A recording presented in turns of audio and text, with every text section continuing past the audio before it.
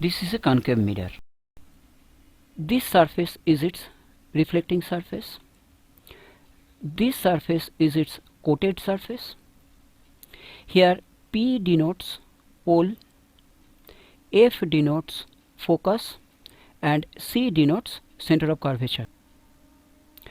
So the line joining the pole and the center of curvature is called the principal axis. Here we will place an object at different positions on the principal axis, and we will move the object towards the mirror. We will observe how the nature of the images change. We know an incident ray parallel to the principal axis will be reflecting through the focus. An incident ray which is passing through the focus will be parallel to the principal axis after reflection. For a spherical mirror, the radius of curvature is the normal at the point of incidence. So when the ray of light passes through the center of curvature, actually it passes through the normal. So after reflection, it will be passing through the same path. Therefore, if a ray of light passes through the principal axis, that ray also passes through the center of curvature, means that ray also passes through the radius of curvature. So it will also be reflecting through the principal axis. Here I have shown the reflection by this dotted blue line. Throughout the video I have used the yellow lines as incident rays, blue lines as reflected rays, magenta arrows as the objects, and the grey arrows as the images.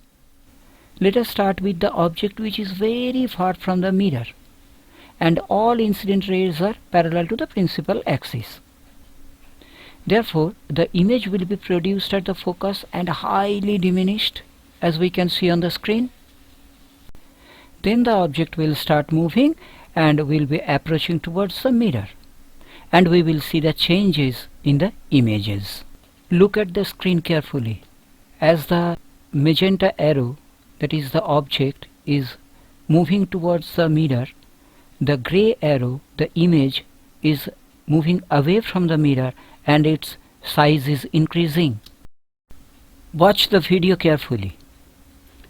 As the object is moving towards the mirror, the size of the image gradually increases. So it is quite expected that the size of the image and the size of the object will be equal somewhere. Yes, it will be. And it will happen when the object comes exactly at the center of curvature.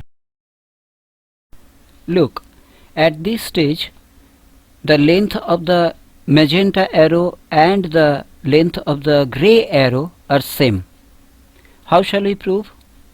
If we could flip the magenta arrow vertically, it should coincide the grey arrow, and it is happening.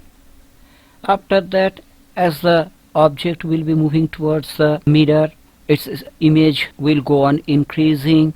When the object will come at the focus, the size of the image will be highly enlarged, and it will be created somewhere very far from the mirror. This is due to reversibility of light.